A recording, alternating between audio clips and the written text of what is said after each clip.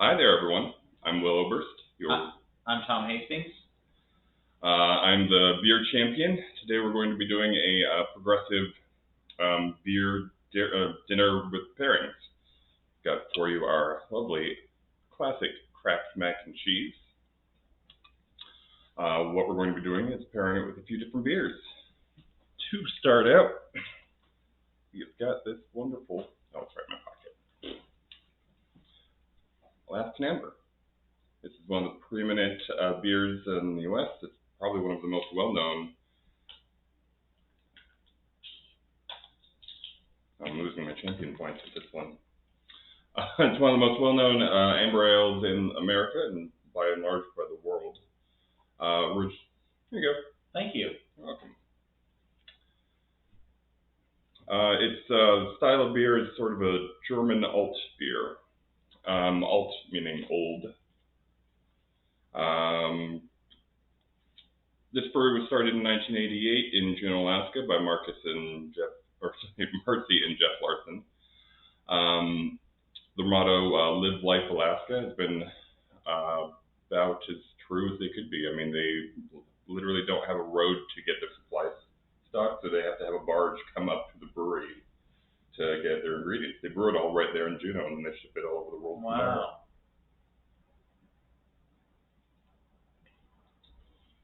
As you'll notice, amber in color, light head, pretty cool. They were serving these glasses are called Libby glasses. They're about 14. My favorite style of glassware. Usually find them in fancy restaurants serving water. Right, that's where I've seen these.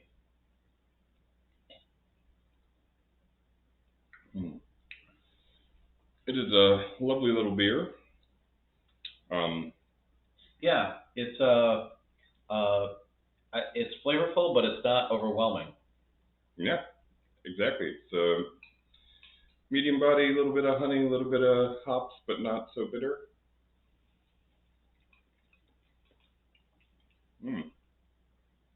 Kraft mac and cheese. So, Kraft mac and cheese is called different things in different countries. In Canada, it's where it's widely considered to be one of the national dishes of Canada.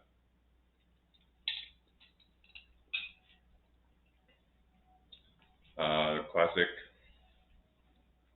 KD, right? KD, yeah. Kraft, or some places it's called, what, dinner? Oh, Kraft dinner in Canada, and cheese or Kraft cheese in the UK, in England. Oh, okay. Our mutual friend we played D&D with, Dylan, probably called it something completely different, because they do everything slightly different over there in Ireland. Kraft came about, let's see. He's also a brewer, so he probably knows his way around some beers. I'd imagine, or at least I'd hope.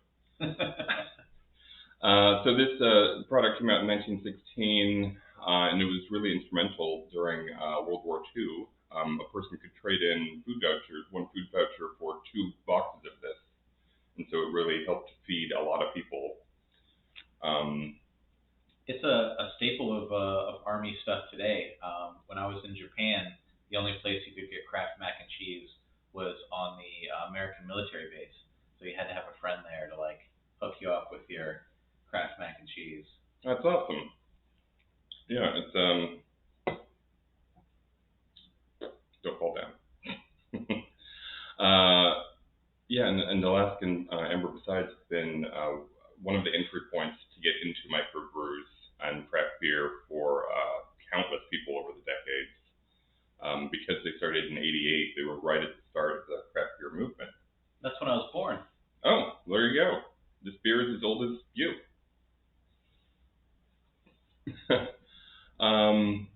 In 1954, they renamed, or they recolored the box of Kraft mac and cheese to be blue, as to appeal to more children, and told kids to ask for the blue box, not to be confused with the TARDIS.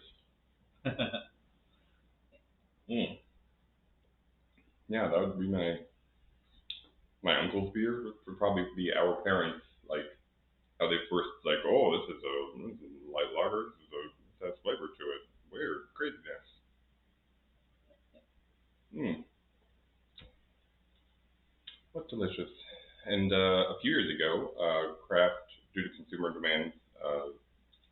traded out their flagship yellow number 5, so it doesn't have that bright orange anymore. Actually Yeah, I looks noticed like that. a real noodle. It still tastes.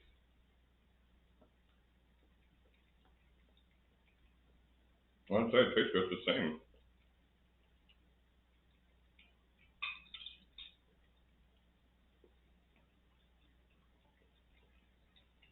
Yeah, same old Kraft mac and cheese.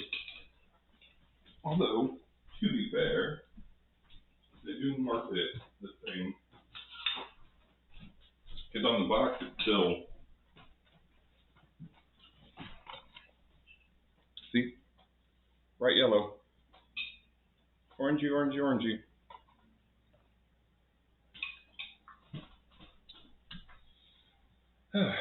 So, that is pairing number 1. Excellent. Oh, they're both medium body. They're very approachable. Um, it's something that anyone could understand. It's a very comforting pairing. And I say comforting very specifically because the other pairings will not be as comforting. More adventurous, huh? Yeah, a little bit. You could say adventurous or crazy, but see how it goes. A little bit of soda water in between rounds helps clear the palate. Yeah. Yep, just sparkling. This one has a dash of lime, but even just regular soda water works pretty well. That's my drink of choice. It's a good one. You can mix it with anything too. So now comes the adventurous part. As you can probably tell from this green nozzle, what I'm holding in my hand is sriracha, which people pretty much put on everything. I mean, I put on pretty much everything. Are you a spicy fan? Yes, to the detriment of my heartburn. Well, we're gonna start hiking up that spice mountain, as Sean Evans from Hot Ones will say. So I'm going to do as much product placement as I can because statistically that'll help me get sponsorship, right? It's all right. I've got some Tums at home. Speaking of, this episode of Tacos, Pizza, and Beer, sponsored by Zeke's Pizza. Zeke's Pizza. They have a logo, and it's fuel your stoke. Fuel your stoke. Go eat pizza. All right. So first dash of sriracha. I saw this on the Disney Marvel show Hawkeye. Yelena, Black Widow's sister, puts sriracha on mac and cheese. Oh yeah. In the series. I was gonna name drop her too. Thank you for. I totally forgot her name. Yeah. And yeah, with this lovely Dead Guy Ale from Rogue Brewing. Rogue, Dare Risk Dream. So Rogue was founded in 1988 by Jack Joyce, who was roommates with Phil Knight, who founded Nike. Oh, okay. Yeah, so Jack stayed. Before he was in beer, he was in shoes, working for Adidas.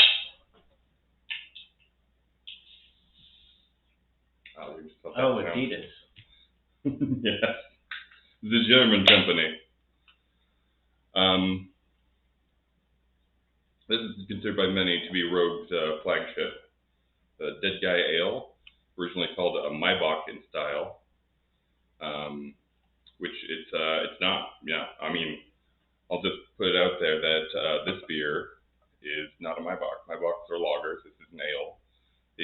But Rogue has sort of a history of stirring the pot, and because of it, the brewing industry is better because of it.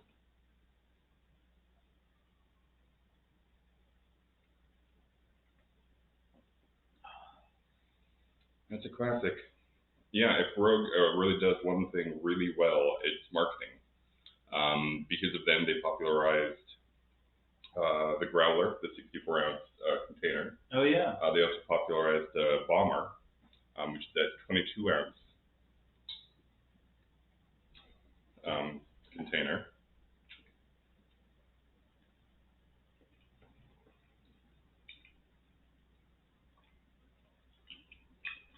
Mmm, sriracha mac and cheese.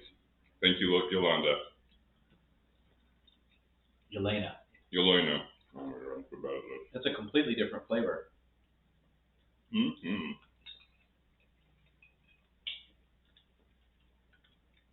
Just a little bit of heat to bring out that creaminess of the cheese. Just the pepper works really well, but it also has this great ability to pair with beer, sort of a honey-like flavor to the dead guy. Is it chili peppers that are in sriracha, or? Yeah, it is a special proprietary blend of red jalapenos. Mm. In sriracha, it's a fascinating history too. Started by Vietnam refugee um, David Tran. Yeah, he had I believe, a Netflix special about him as well. So he started sriracha in 1985, and he named his food production company Hoi Fong after the ship that rescued him from Vietnam. Oh, cool. Yeah, he's like an American entrepreneurial legend. He built this sriracha from nothing. Spicy. Thank you. He's never spent any money on advertising. He's just always been That's known. amazing. Because sriracha is extremely popular, and I guess it's all from word of mouth. It is, yeah. And likewise, Rogue. The only ad I've ever seen them pull was in a wine magazine, but they've always had this amazing way to broadcast what it is they were doing. This symbol here, for a long time, if you got it tattooed on your body, Rogue would actually reimburse you for the cost of the tattoo. Mm. That's one way to do marketing. Yeah, they wrote a lot of books on guerrilla marketing. They didn't actually write books, but Pioneered. they pioneered a lot of things. Yeah, they've earned so much PR over the years. Its founder Jack was just a brilliant pioneer when it came to marketing, getting the word out. They've created Dead Guy whiskey now, which is a tradition uses the same grain bill as the Dead Guy, but as a whiskey, which is delicious. Although my favorite would probably be their hazelnut rum. Very dangerous stuff. Yeah, a little bit of malt, a little bit of toffee, not terribly bitter, still very approachable. Yeah. I would even say it's a little less hoppy, unless that's just the sriracha drowning everything, than the Alaska. Yeah, they have very similar characteristics. Um, Yeah, both kind of a medium flavor. yeah, they're very approachable. And again, this has that similar, it came out in '88, so um, right around the era when it was all just starting out. But both Alaskan and Rogue, pioneers, they had no idea that they could succeed. They were like one of the first 100 breweries in the country. I'm amazed that Alaska keeps their operation going when they're so remote and they have to get all their ingredients shipped in and then export everything again. Mm. So that's they must be doing something right to be able to do that and still be profitable. Yeah, they really. They had to figure out a number of engineering tasks just to keep their brewery up and going. One that I remember is they produce enough of their own CO2 that they don't have to purchase it from anyone. Oh, okay. A lot of breweries have to purchase a certain amount of CO2 to put into their taps and to the breweries so that the beer is carbonated. Alrighty, moving on down the line. Well, I mean, if you have to, right? Oh, I have to.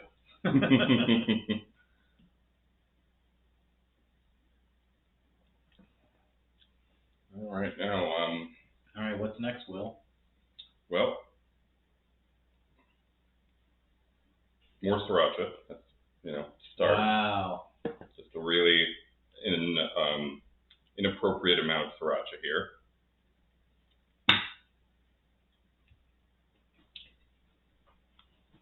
And of course, as you bring up the intensity of food, you got to bring up the intensity of your drink too. And this is a very it's a pretty intense beer. This episode brought to us by Tums. Exactly.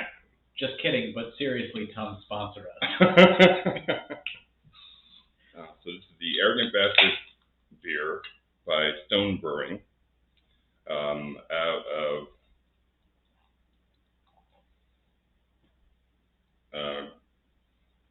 California. Its slogan is "You're not worthy." This is actually one of my. How did they know?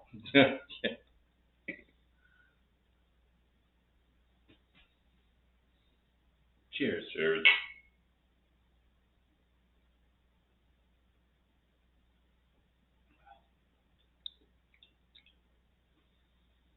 Yeah, so big malt, big hops, Yeah, big bitter. It tastes a little sweeter.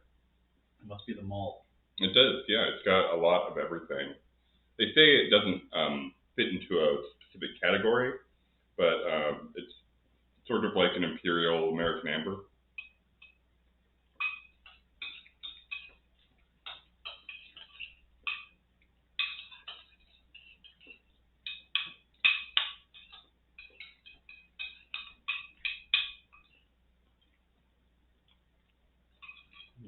Definitely got a lot more sweetness of the chilies now that there's more in there. I'd mix mine in a bit. Yeah, so heat intensifies its hop characteristics. Oh, okay. So when you taste that and then taste that, you'll get a lot. I know nothing about this type of stuff, but you've explained before food pairings. It's like 3 characteristics, right? Yeah, good memory. 3 main characteristics you have with beer and food pairings tend to be comparative flavors, contrasting flavors, and intensifying flavors. Some comparative flavors here are sort of like the sweetness of the chili with the sweetness of the malt. Contrasting flavors might have the bitterness of the beer being able to cut through a little bit of the creaminess of the macaroni. But the intensifying flavors here, heat intensifies bitterness, and bitterness intensifies heat. But the thing that you always want to keep in mind is the level of aesthetic, the level of how intense each dish is. This beer probably wouldn't have paired well with just regular macaroni because macaroni is really not very intense compared to the level of this beer. Yeah. Now that you say that, it makes sense. So the Arrogant Bastard Ale, a lot of awards. Greg Cook started this brewery back in the 90s. So a few years after Alaskan and Rogue. At one point, Stone Brewery that makes this sued Keystone for the rights, or Keystone Brewery and Keystone Light for the rights to make the only Stone beer. Oh, okay. It was a bit of a PR stunt, but they've always been sort of really good at getting PR for stuff. Yeah, Arrogant Bastard Ale is definitely something that stands out when you're looking at all the beers on the shelf. Mm-hmm. It was one of my first big beers that I ever had. I think this and the Lagunitas Maximus were the first sort of big, powerful brews. Um, And this is a 7.2%. I see it on the label. it is, yeah, compared to the Alaskan 5.3 and Rogue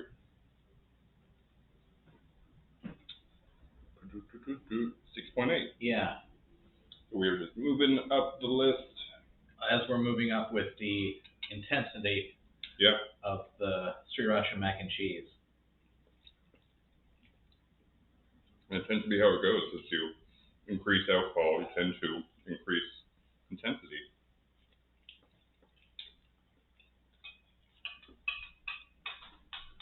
Now, are you ready for the final push? Oh, sure. Yeah.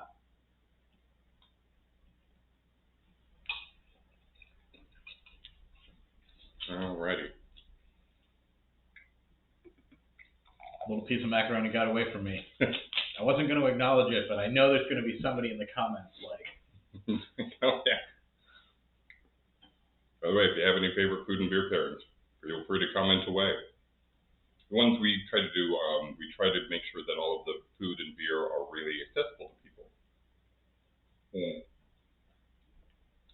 So the three beers we've had, they're nationally distributed. They're things that you can get in almost every grocery store. They've been around for a while. They're very easy to find. Same with mac and cheese. It's been around forever. Everyone knows it. It's a well-known product. Now, these first three beers have been pretty well balanced when it comes to malt and hops, but this last beer is not in the slightest. This beer, um, Zivicic, out of Poland, is just all malt. It is a style of beer called the Baltic Porter, which came out quite a while ago, a few hundred years, and it was popularized because it was given to Catherine the Great, who enjoyed it so much that they modified it a bit to make the Russian Imperial Stout.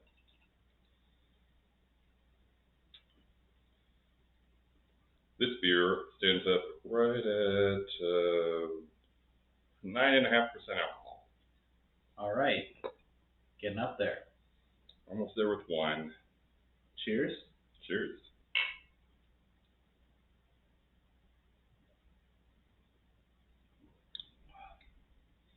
Wow. Is that malt I'm tasting? It's very sweet. Yes. So this is a bottom fermented beer. It's a lager. So when of course when people think lagers, they think, oh yeah, 10% alcohol, tastes like toasted coconut. It's sweet, it's boozy, it pours like motor oil. Lagers. And the thing we're putting on this one, ooh yeah, Secret Aardvark. Do you know this sauce? You told me about it. It's from Oregon? Yeah, this is Portland, Oregon. This is the habanero hot sauce. I love those habaneros. So we've now combined macaroni, sriracha, and habanero into a very spicy dish. Thanks, Tom, in advance. Yeah, I'm like, why? I agreed to this. I didn't know what I was in for. My nose is already running. Oh, it burns so good.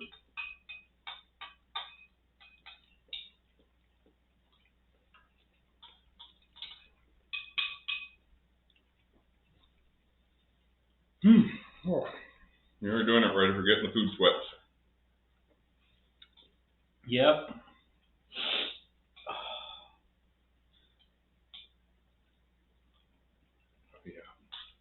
So what's nice about these really malt forward beers is they can actually act as sort of a lifeboat and help quell the Oh, heat good. a little bit.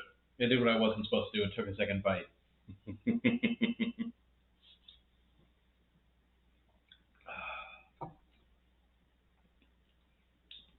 Thank you. Doesn't quell all of it, but it'll Yeah, help.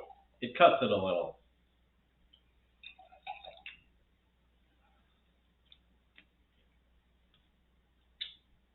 Yeah, this particular brewery has been around since 1856. So a number of braueries, as they call them over there, who sort of work in conjunction with each other. Um,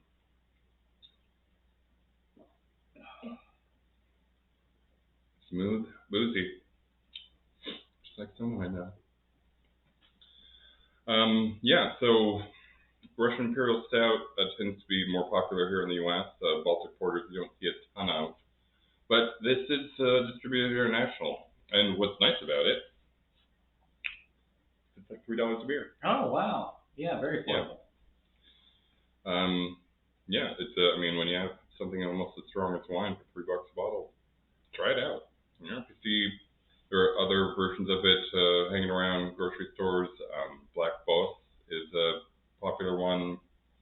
Um, a lot of craft breweries these days will make imperial porters and call them Baltic porters. They'll make porter as an ale, which is sort of the Carnegie style of making this style of beer versus European style. So, fun facts. Yay. I am just so happy that Catherine the Great like this. By the way, watch The Great on Hulu. Plug. Maybe that one will work. One of them will stick, right? Doing all right? Yeah.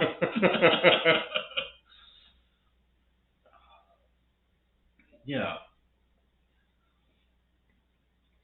Yeah, so as you can see, you can take one simple dish and just by modifying it a little bit, can make it pair with something completely different. And always remember just intensity of a dish. The classic one would be if you took a Guinness draft and paired it with, devil's food chocolate cake, it would be terrible because the Guinness would end up just tasting like water because the chocolate cake is just way too intense for that. But if you had a Baltic Porter with the chocolate cake, it'd be just fine because the intensity of this beer can hold up to the intensity of that dessert.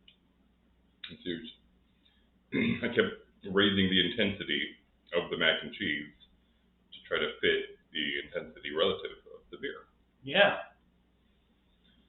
Okay, so that's tacos, pizza, and beer for today. If you have any favorite beer pairings or want me to have any favorite foods that you want beer recommendations, just leave them in the comments. Feel free to like and subscribe. This has been the beer champion, Will Oberst, and fellow food and beer enthusiast, Tom Hastings.